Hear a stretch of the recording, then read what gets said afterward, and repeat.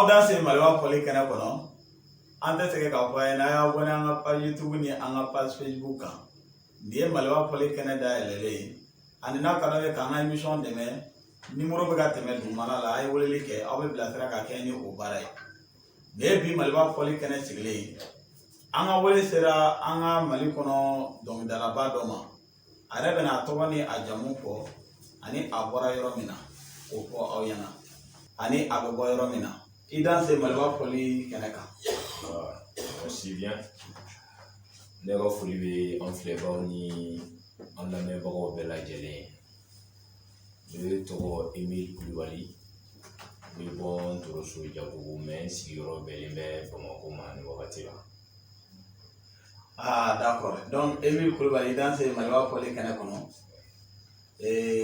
an tɛ sɛgɛn k'a fɔ an ye Emile Kulibali dɔnkilidala de don yala Emile e bɛ dɔnkili sifa jumɛn de da? Bon ne bɛ chrétien dɔnkili de da. Awɔ. N bɛ dɔnkili da bamanankan na. Awɔ. Voilà bon bamanankan dɔnkili caman fana na an bɛ genre caman kɛ a caman kɔrɔ. An bɛ se ka dɔw kɛ a tagamalaman ye an bɛ se ka dɔw kɛ a yɛrɛgelaman ye. Voilà. Très bien donc c'est bien. Emile Kulibali. Oui. Voilà donc a ye t'o ɲɛfɔli la a bɛ ɲininkali caman bange mɔgɔw kɔnɔ yala Emile Kulibali e nana dɔnkilida la cogo di ka o ɲɛfɔ an filɛbagaw ye. Voilà bon ne nana dɔnkilida la cogoya mun na n bɛ se k'a fɔ u b'a fɔ cogo di bamanankan a tariku ka jan dɔɔnin quoi donc depuis an denmisɛnninmanw fɔlɔ n bɛ se ka n basé o yɔrɔ fɛnɛ kan depuis an bɛ taa école ni dimanche ninnu na bon ne teriw tun ye pasteur denw ye puis caman u bɛ to k'a fɔ ko karisa dɔnkilida nin fɛn b'i bolo parce que denmisɛnninya an bɛ dɔnkili da ɲɔgɔn kɛrɛfɛ mais ne t'a dɔn wagati yɛrɛ ko nin fɛn ye fɛn mun ye bon jusqu'à ce que ne yɛrɛ nana balikuya n nana dɔn k'a fɔ korali ye fɛn min ye dɛ mais korali yɛrɛ ne ɲɛ tana tun ye hali koralidenw ye ça ne t'a dɔn n b'a f'i ɲɛna cogo min na ne kun b'u lajɛ u yɛlɛ de kun bɛ ne minɛ n bɛ se k'a fɔ ne kun bɛ yɛlɛ o la yɛrɛ donc korali kun tɛ ne ka fɛn ye ɲɛ kun tɛ bɔ dɔnkilida fɛ kuma tɛ ka ɲɛ bɔ dɔnkilidala fɛ mais souvent n sigilen église kɔnɔ église batoli bɛti ninnu senfɛ n'an b'olu da i b'a ye i bɛ dɔnkili mun da mɔgɔw kɛrɛfɛ dɔw bɛ to k'a fɔ n ma karisa mun ne tɛ don korali la i kan ka di i bɛ se ka dɔnkili da mun ne tɛ don korali la n bɛ se ka dɔnkilida jɔyɔrɔ la parce que a kun man di n ye k'a kɛ quoi très généralement ne kun bɛ yɔrɔ ko nin de lamɛn les Ja Rule c'est-à-dire les 50 Cent olu de kun ka di n ye kosɛbɛ quoi souvent yɛrɛ lamɛnni kun bɛ na radio ta ka radio fili ko pourquoi olu o son bɛ jouer ale fɛ yen donc maintenant an bɛ dogo de n'ale dara wagati min an b'o son ta k'o fɛn ale hakilina kun ye an ka to ka chrétien cassette minnu lamɛn o kun man d'anw ye k'o lamɛn donc a bɛ bɔ an fana b'an ka rap ninnu kan bon on continue là jusqu'à ce que après le DEF ne nalen Bamakɔ yan ne ka église bɛnna église baptisme donc là bon junufɔbaga ko kun b'olu la an donna korali la o junufɔ senfɛ donc korali kɔnɔna na don dɔ la korali chef fana y'a décidé ko ka dɔnkili da parce que ale fɛ yen bɛɛ bɛ dɔnkili da quoi donc o fana senfɛ an bɔlen mɔgɔ bɛ k'a fɔ mun na karisa i tɛ to ka dɔnkili da ka junufɔ fana to yen donc da nana o de senfɛ jusqu'à ce que ne yɛrɛ nana évoluer a kɔnɔna na donc ka décidé ka n yɛrɛ di a ma parce que avant n k'a daminɛ o y'a sɔrɔ n ye sugo caman kɛ n bɛ sugofɔ yɛrɛ jaabi tigɛ jusqu'à ce que n nana to k'a langile lamɛn ale ko n ma n'i ma kɛ bon ale da ti a ko la bilen donc là n ka sɔrɔ k'a ko ta sérieux donc en 2014 comme ça n ka sɔrɔ ka n ka morceau fɔlɔ kɛ quoi voilà o morceau fɔlɔ mɔgɔ min banna dɔnkilida ma o ka dɔnkili fɔlɔ i bɛ se ka mɔgɔ hakili jigin o morceau fɔlɔ la.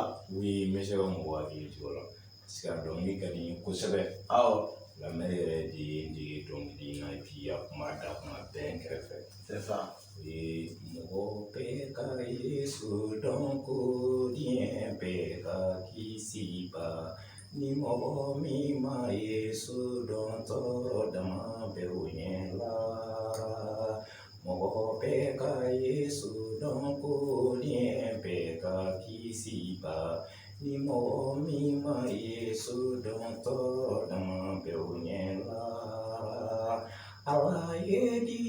kanu Yesu torola o kanuya koso alabe moko fe moko konima udambala don. No tiɲɛ na o yɛrɛ a bɛ n'a fɔ dɔnkili yɛrɛ daminɛ kɛra kiba kuma dɔnkili ye sa kɛ donc o de don donc mɔgɔ bɛɛ ka Yesu dɔn o de nafa ka bon vraiment c'est très bien nka depuis o dɔnkili in bɔ wagati 2014 o tɛ donc ka se bi ma yala Emile sera ka album bɔ ou bien i ye single joli kɛ? Oui, n ye single caman kɛ parce que n ye son 7 ɲɔgɔn na morceau 7 ɲɔgɔn na bɔ o kɔfɛ ka don 2018 kɔnɔna na bon 2018 kɔnɔna na n ye n ka album fɔlɔ kɛ o kɛra o titre kɛra kanuya ye bon cette année 2021 n ye deuxième album bɔ bon pour le moment n bɛ deuxième album de la. Deuxième album na. Oui. Premier album kɛra kanuya ye. Oui. Très bien. Mun na i y'o titre tɔgɔ da kanuya? Oui, parce que n y'a ye fɛn bɛɛ gulonlen bɛ kanuya de la. C'est ça. I bɛ fɛn o fɛn na il faut que kanuya ka k'a la donc ni kanuya bɛ yen fɛn bɛɛ bɛ ɲɛ kanuya bɛ ko o ko la o tɛ tiɲɛ o de la o kɛra o fɔlɔ ye bon album 2nan titre kɛra i labɛnnen bɛ wa i labɛnnen bɛ Jerusalem kura jigintɔ filɛ ka bɔ yɔrɔ la. Voilà, parce que sisan n'a sɔrɔ an bɛɛ labɛnnen don caman fɔlɔ olu bɛ ka kɛ donc i labɛnnen ka to quoi. C'est ça. Voilà. Donc i labɛnnen ka to. Oui. Ah vraiment c'est très bien. Oui. O ɲana. Emile Kulubali diɲɛ baara fɛn o fɛn n'i y'a jateminɛ i b'a sɔrɔ gɛlɛyaw b'a la i b'a sɔrɔ nafaw b'a la hali dɔnkilida la a bɛ o cogo kelen na yala depuis i ye matigi tanuli daminɛ i ye gɛlɛyaw ni nafaw jumɛn de sɔrɔ a baara la?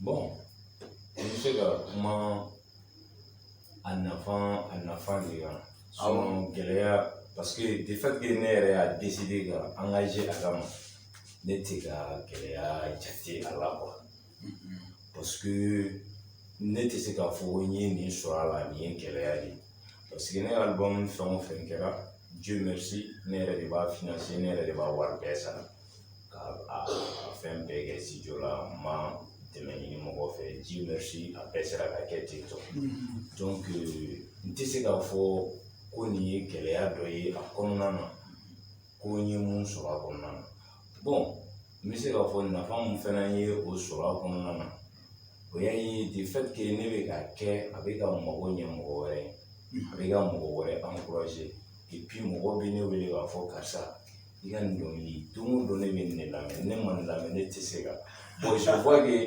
ne bɛ ka se ka dɔ ka vie yɛlɛma cogo dɔ la quoi. C'est ça. Donc o ye a nafa dɔ ye ani jeune caman fana ye a nege minɛ nɔfɛ ko f'u ka a ɲɔgɔnna kɛ donc la o fana ye nafa dɔ ye sinon gɛlɛya kɔni ta fan fɛ n ma gɛlɛya sɔrɔ a la.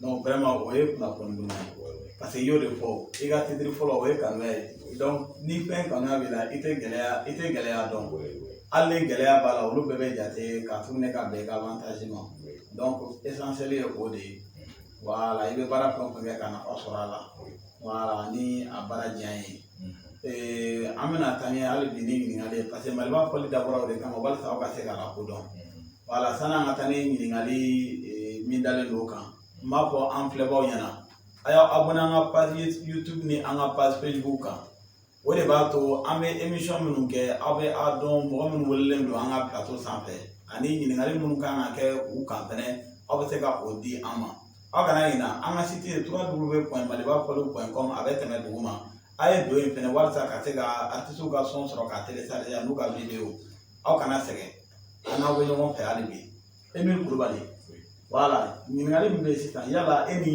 i ka dɔnkilidala ɲɔgɔnw voilà artiste tɔɲɔgɔnw aw ka jɛɲɔgɔnya bɛ cogo di? Oui jɛɲɔgɔnya sɛbɛ yɛrɛ de bɛ ni dɔnkilidalaw cɛ awɔ problème tɛ ni dɔnkilidala si cɛ voilà n bɛ se k'a fɔ ni mun bɛ ɲɔgɔn collaborer kosɛbɛ kosɛbɛ yɛrɛ ne ye n teri ni n dɔgɔnin ye ça c'est Alphonse Kulibali. Alphonse Kulibali. Oui c'est ça. voilà les Moïse Ezayi Kulibali ninnu bɛɛ ye teriw ye problème tɛ n'u cɛ problème tɛ ni mɔgɔ si cɛ. D'accord o de ka ɲi parce que n'i bɛ baara la ni jɛɲɔgɔnya sɛbɛn bɛ i ni baarakɛɲɔgɔnw cɛ o ka fisa kosɛbɛ ani i da sera i bɛ ka album bɔ cogo min na voilà i da sera a musaka ko ta fanfɛla ma c'est vrai i bɛ musaka caman ta nka o bɛɛ n'a ta yala dɛmɛbagaw bɛ i la a baara la wa?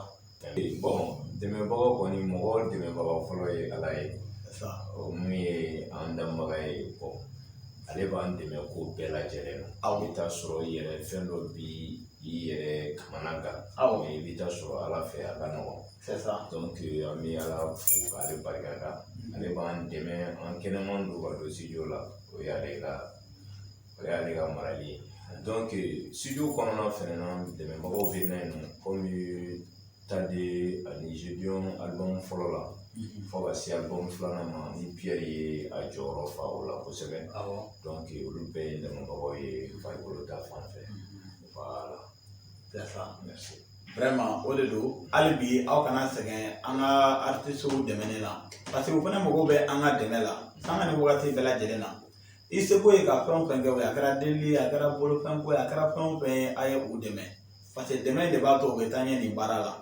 Emile hali bi an bɛna taa ɲɛ Maliba fɔli kɛnɛ kan ni an ka ɲininkaliw ye voilà donc e ko ko aw bɛ album minnu bɔ i bɛ barika da Ala ye parce que a musaka fanba e yɛrɛ y'i jɔna ye voilà n y'a dɔn o tɛ se ka kɛ fo i ka kɛ baara wɛrɛw ka kɛ i bɛ minnu kɛ ka fara dɔnkilida baara in kan yala Emile bɛ baara wɛrɛ jumɛn de kɛ ka fara dɔnkilida baara in kan? Voilà i ko o ɲininkali fana diyara n ye voilà i y'a fɔ cogo min na donc n bɛ baara wɛrɛ kɛ ka fara dɔgɔtɔrɔya fɛnkɛ kan dɔnkilida kan donc ne ka baara ye dɔgɔtɔrɔya ye c'est ça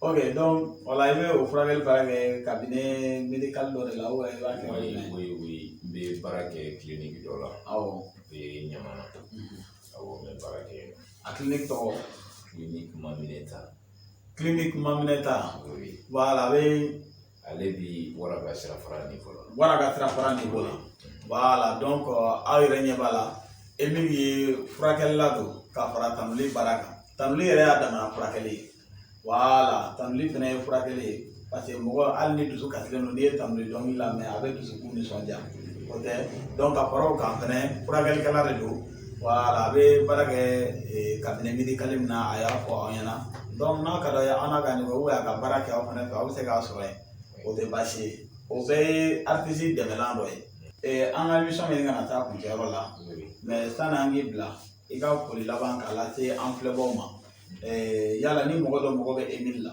a bɛ Emile lasɔrɔ cogo di?